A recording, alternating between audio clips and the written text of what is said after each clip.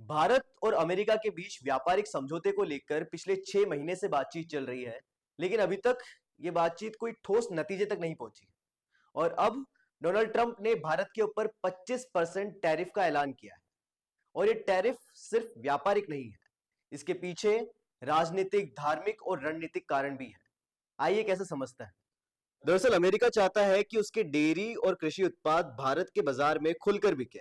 दूध, पनीर और फलों से लेकर गेहूं, मक्का और सोयाबीन तक अमेरिका सब कुछ भारत में बेचना चाहता है। लेकिन भारत सरकार ये मानती है कि इससे देश के करोड़ों किसानों और छोटे डेयरी उद्योगों को बड़ा नुकसान हो सकता है। इसके अलावा धार्मिक भावनाएं भी जुड़ी है, क्योंकि अमेरिका डेयरी में अक्सर मांसाहारी एंजाइम्स जैसे रेनेट का इस्तेमाल करता है। भारत की सख्त शर्त है कि केवल पूरी तरह शाकाहारी स्रोत से बने डेयरी उत्पाद ही देश से बेचे जाएंगे। यही नहीं, ट्रंप प्रशासन का रवैया जैसे को तैसा वाला रहा है। उन्होंने अप्रैल 2025 में भारत पर 26% टैरिफ लगाने का ऐलान किया था, जिसे फिलहाल जुलाई तक टाल दिया गया था। लेकिन अब 1 अगस्त से ट्रंप ने भारत के ऊपर 25% टैरिफ लागू करने की घोषणा की है। भारत का कहना है कि अमेरिका पहले ही स्टील, एल्यूमिनियम और ऑटो पार्ट्स पर भारी टैक्स लगा चुका है। ऐसे में और बोझ झेला नहीं जा सकता।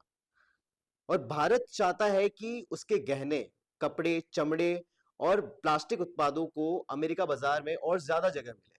लेकिन अमेरिका चाहता है कि भारत गैर टैरिफ रुकावटें हटा दे, जैसे इंपोर्ट ड्यूटीज, कस्टम ड्यूटीज वगैरह जो होती है उन्हें हटा दे।